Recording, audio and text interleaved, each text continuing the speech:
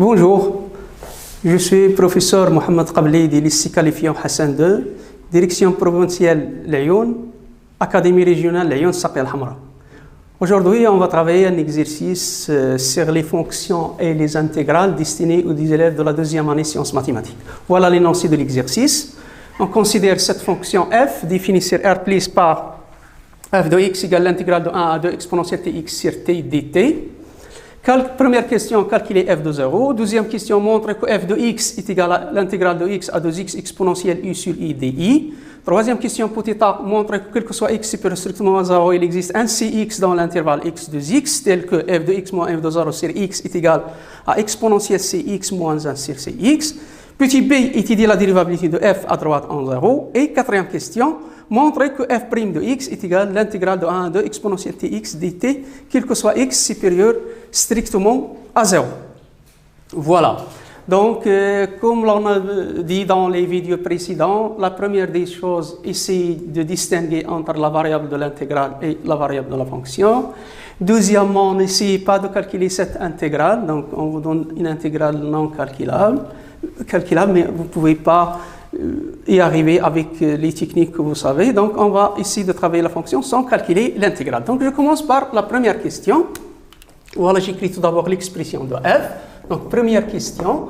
Tout d'abord, on a f de x. C'est l'intégrale de 1 à 2 de exponentielle tx sur t dt. Donc f de 0, je n'ai qu'à remplacer. Donc, il faut là savoir qui va jouer le rôle de... Donc, 0, ça va remplacer le x et non pas le t.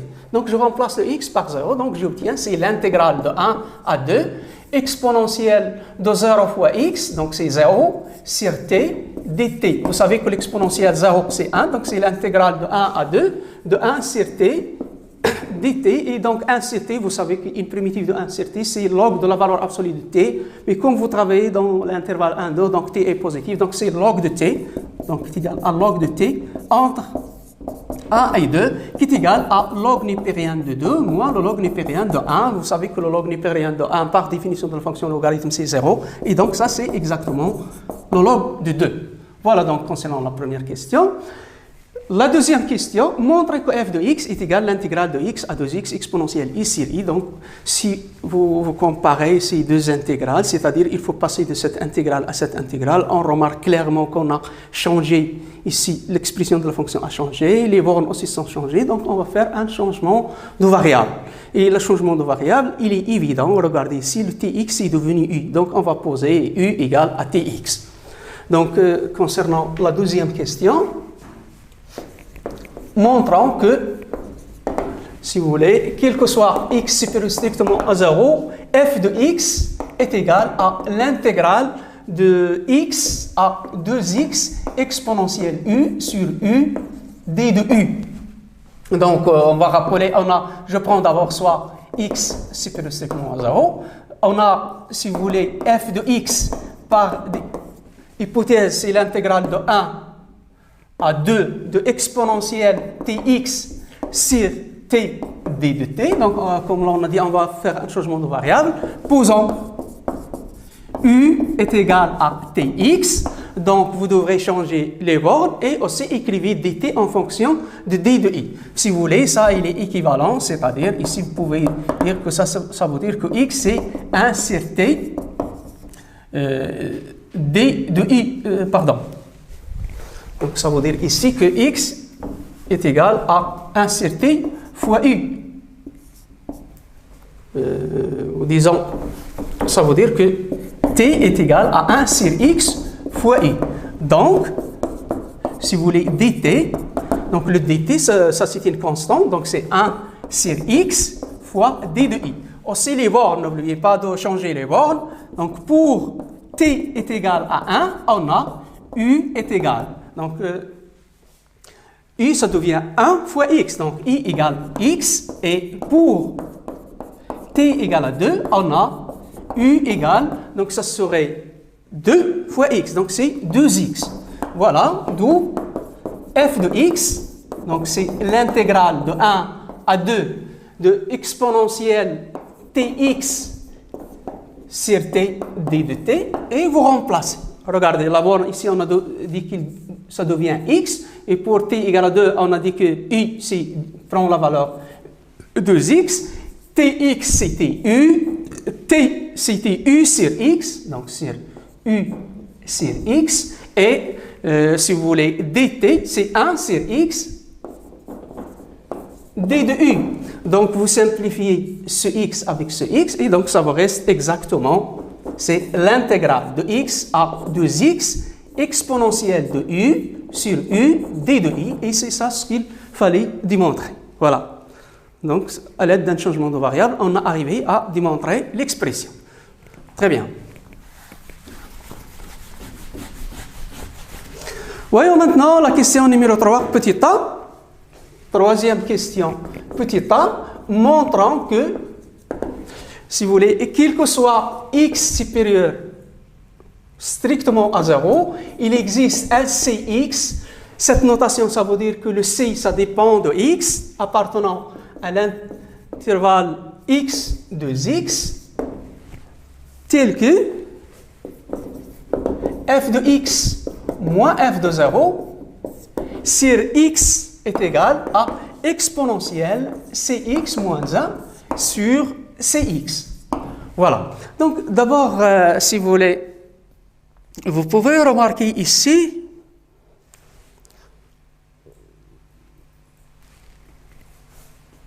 oui, si vous voulez, on va exprimer ça à quoi est égal et on va voir. Donc, si vous voulez, donc je prends un x, soit x supérieur strictement à 0. D'abord, il faut remplacer ici. Donc, on a f de x moins f de 0 sur x. Donc, ça, c'est f de x, si vous voulez, c'est l'intégrale de x à 2x exponentielle de u sur u, d de u, moins f de 0. F de 0, on a trouvé que c'était, si vous voulez, c'était log de 2. C'est ça ce qu'on a trouvé dans la première question. Donc, c'est log de 2 sur x. Et donc, l'idée, si vous voulez, ce théorème, tout d'abord, ce genre de question, il vous fait appel au théorème, soit théorème des accroissements finis, soit théorème de la moyenne. Et donc, surtout lorsque vous avez ici l'intervalle est fermé, donc vous pensez au théorème de la moyenne. Ici, l'intervalle est ouvert, donc c'est le théorème des accroissements finis. Donc, pour qu'on puisse utiliser le théorème de la moyenne, donc il fallait exprimer ça aussi en fonction d'intégrale. Donc, vous pouvez remarquer que ce log de 2, c'est exactement, c'est l'intégrale de x à 2x exponentielle u sur u, d de i moins, vous pouvez remarquer ça, 1 sur u, d de u. Pourquoi? Donc, tout d'abord, ça sur x. Pourquoi ça? Parce que 1 sur i, une primitive, c'est log de i, donc entre 2x et x, donc ce serait log de 2x moins log de x, qui est log de 2x sur x, qui est log de 2. Donc, log de 2, c'est exactement ça, et donc vous pouvez regrouper ça dans une seule intégrale. Donc, finalement, j'obtiens c'est 1 sur x, l'intégrale de x à 2x exponentielle de i moins 1 sur u d de i. Ça, si vous voulez, c'est ce qu'on appelle la linéarité de l'intégrale. Vous pouvez regrouper les deux intégrales en une seule. Et là, remarquez aussi que ce x, c'est 2x moins x. Et là, je rappelle le théorème de la moyenne. Qu'est-ce qu'il dit le théorème de la moyenne? Voilà.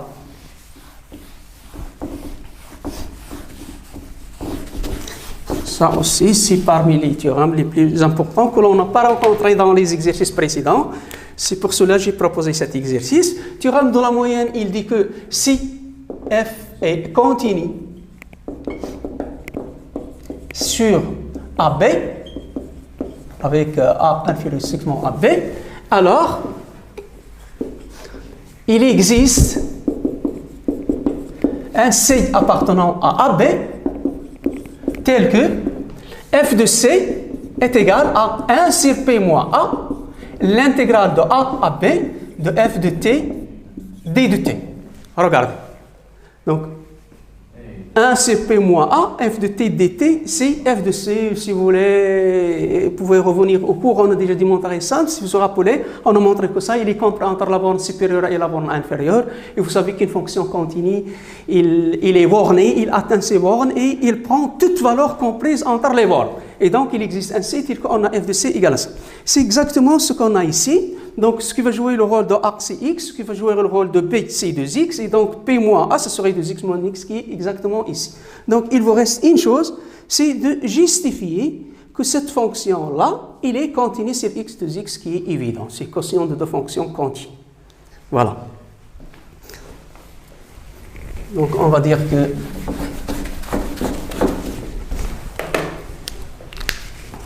comme la fonction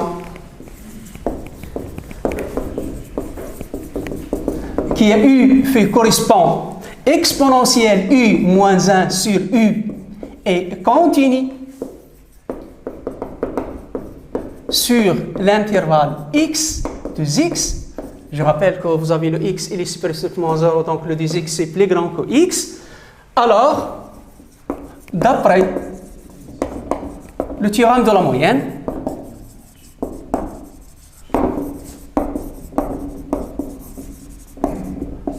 on a, d'après le théorème de la moyenne, il existe un Cx appartenant à l'intervalle x de x tel que, si vous voulez, f de Cx est égal pardon, ça, la fonction c'est pas f, mais j'appelle cette fonction par exemple phi tel que phi de Cx est égal à 1 sur x, l'intégrale de x à 2x, phi de u, d de u, c'est-à-dire il existe Cx appartenant à l'intervalle x de x tel que f de Cx, c'est-à-dire exponentielle, voilà, phi, donc c'est exponentielle Cx moins 1 sur Cx est égal à 1 sur x, l'intégrale de x à 2x, et phi de u, c'est exponentielle u moins 1 sur u d de u. Et ça, on a dit, ce n'est rien d'autre que f, regardez ça si vous voulez, exponentielle i moins 1 sur i, l'intégrale de x à 2x fois 1 sur x, ce n'est rien d'autre que f de x moins f de 0 sur x. Voilà. Et donc, voilà, si vous voulez, on est arrivé à démontrer ce qui est demandé. Donc, c'est grâce au théorème de la moyenne. Petit b, la question petit b, c'est d'étudier la dérivabilité de f à droite en 0. Alors, qu'est-ce que c'est que...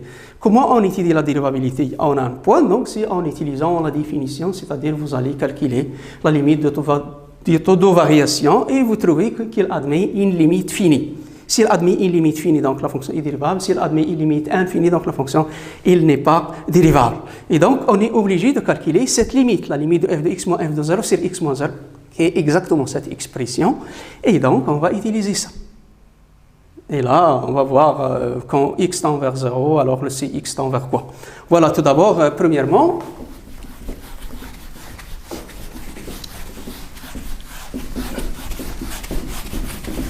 donc, question petit b. Si vous voulez, on a limite de f de x moins f de 0 sur x moins 0 quand x tend vers 0. Donc, ça, si vous voulez, c'est égal à, quand x tend vers 0 plus, parce que je m'intéresse à la dérivabilité à droite, est égal à limite de, j'utilise cette expression, donc c'est exponentielle Cx moins 1 sur Cx quand x tend vers 0. Et là, regardez l'objectif de cette notation, c'est pour cela on a noté Cx, donc dans le but de savoir que le Cx, lorsque x bouge, lorsque x varie, le Cx aussi varie, ça dépend de x. Et là, quand x tend vers 0, donc on est obligé de faire un changement de variable, il faut savoir quand x tend vers 0, le Cx tend vers quoi. Là, il ne faut pas oublier que le Cx, il appartient à l'intervalle x de x. Donc, on a, si vous voulez, Cx, il est compris entre 2x et x. Donc, quand x tend vers 0 plus, celui-là aussi tend vers 0 plus, et donc Cx, ça tend vers 0 plus. Donc, quand x tend vers 0 plus, on a Cx tend aussi vers 0 plus. D'où, donc vous pouvez remplacer ici, d'où la limite de f de x moins f de 0 sur x quand x tend vers 0 plus, donc ce serait limite de exponentielle cx moins 1 sur cx quand cx tend vers 0 plus. Et donc vous êtes devant une limite isienne qui est exponentielle t moins 1 sur t avec t tend vers 0 plus, donc ce qui est égal à 1. C'est une limite isienne. Si vous oubliez cette limite, vous pouvez remarquer ça comme étant la dérivée. Donc, c'est exponentielle t moins 1, c'est exponentielle 0 sur t moins 0. Limite quand t tend vers 0 plus ou bien 0 en général. Donc, ça, c'est le taux de variation de la fonction exponentielle entre 0 et t. Donc, c'est la dérivée de la fonction exponentielle en 0 et la dérivée de la fonction exponentielle, c'est l'exponentielle. Donc, c'est l'exponentielle de 0 qui est égale à 1. Et voilà, donc la question étudier la dérivée. Donc, on va déduire. Donc, regardez que ça appartient à R. Dans conclusion, f est dérivable à droite en 0 et f' droite de 0, c'est 1. Voilà, c'est bon. Maintenant, on passe à la dernière question, la question numéro 4. Montre que quel que soit x supérieur strictement à 0, f' de x est égal à cette intégrale. Oui, la nature de la question, bon, pour être un petit peu rigolo, on va justifier tout d'abord que la fonction est dérivable.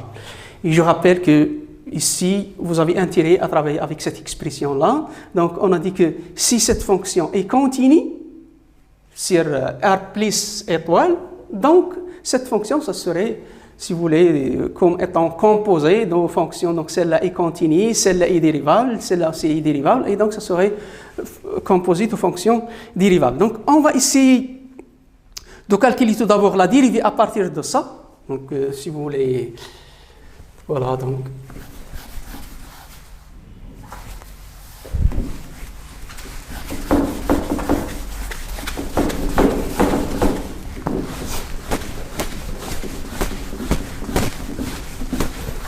Donc, pour la question numéro 4, justifions tout d'abord. Donc, si vous voulez, on a quel que soit x supérieur strictement à 0, on a f de x, c'est l'intégrale, la deuxième expression, c'est l'intégrale de x à 2x exponentielle de u sur u d de u. D'accord? Voilà, donc on va dire que la fonction, qui est u phi correspond exponentielle u sur i est continue sur R plus étoile, donc il admet une primitive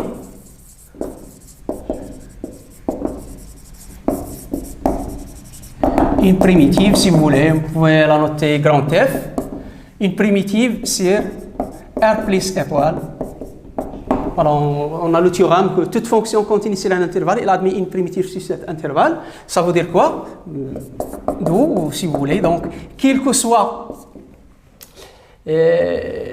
si vous voulez, donc, quel que soit u supérieur strictement à 0, disons, quel que soit x supérieur strictement à 0, vous avez d'une part que f' de x, c'est exponentielle x sur x, parce que c'est une primitive de cette fonction, et d'autre part, vous avez petit f de x, donc ça serait la primitive appliquée à 2x moins la primitive appliquée à x. Donc, ce serait f de 2x moins f de x. Voilà. Et donc, si vous voulez justifier maintenant la dérivabilité, regardez, 2x est dérivable sur R plus étoile. Et l'image de R plus étoile, il est inclus dans R plus étoile parce que si x est strictement positif, 2x est strictement positif. Et le grand f, il est dérivable sur R plus étoile. Donc, ça, c'est la composite de deux fonctions dérivables. Celle-là aussi, c'est une fonction dérivable. Et donc, ça, c'est la somme de deux fonctions dérivables. Et donc, la fonction petit f est dérivable. Voilà. Donc, on a la fonction qui a, je peux l'appeler psi, qui a x phi correspond de x est dérivable sur 0 plus l'infini, et psi de 0 plus l'infini, il est inclus dans 0 plus l'infini. Et la fonction grand F est dérivable sur 0 plus l'infini. Donc, la fonction, quelle fonction? Alors, la fonction f from psi, si vous voulez, qui à x phi correspond à f de 2x est dérivable sur 0 plus l'infini. Et par conséquent, par suite, f est dérivable sur 0 plus l'infini comme étant somme de deux fonctions dérivables sur 0 plus l'infini. Et maintenant, on a justifié la dérivabilité, on va calculer la dérivée. Et on a, quel que soit x supérieur strictement à 0, f de x est égal à f de 2x moins f de x. Donc, quel que soit x supérieur strictement à 0, f' de x égale.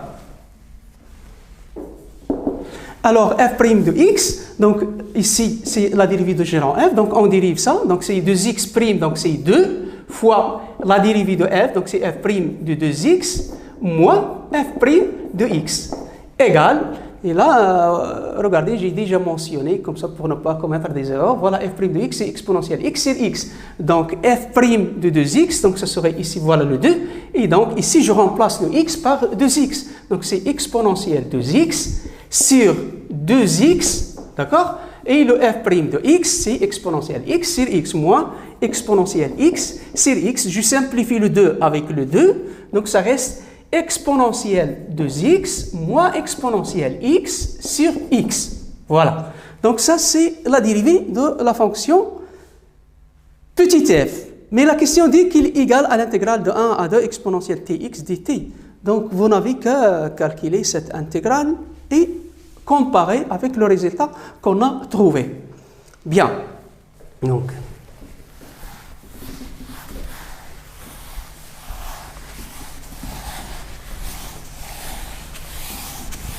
si vous voulez, d'autre part,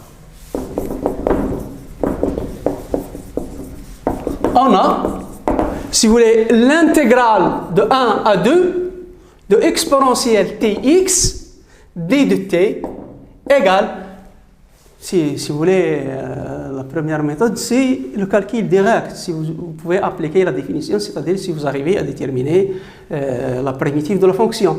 Ici, j'intègre par rapport à t, donc x c'est une constante, donc ça c'est évident, donc c'est usuel. Donc ça, si vous voulez, c'est 1, la primitive c'est 1 sur x exponentielle tx, de 1 à 2. Et regardez, si vous voulez s'assurer, dériver ça, donc ça vous donne la dérivée de ça, de tx qui est x, ça va se simplifier avec ça, et il reste exponentielle tx. Je rappelle que la dérivée de exponentielle i de x, c'est u' de x fois exponentielle i de x. Maintenant, je remplace. Aussi, on remarque que les élèves font des erreurs.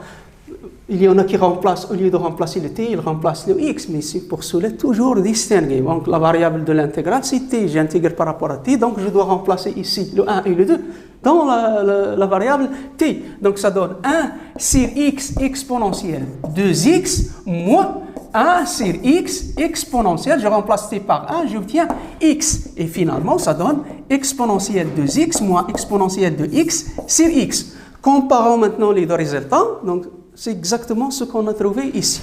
Et donc, vous n'avez qu'à conclure, d'où on a bien f' de x, disons, quel que soit x supérieur strictement à 0, f' de x, c'est l'intégrale de 1 à 2 exponentielle tx d de t. Et voilà. Donc, regardez, concernant la dérivée, donc vous n'avez pas de théorème comme ça, vous ne savez pas comment dériver sur le signe intégral, ça ne figure pas dans le programme. Donc, si vous voulez, donc, lorsque vous voulez calculer la dérivée, donc, il il est intéressant de savoir qu'il faut utiliser cette expression. Et voilà, j'espère que cet exercice, ça vous aide à améliorer vos connaissances un petit peu sur les intégrales. Et je vous espère bonne chance. La séance est terminée et je vous remercie.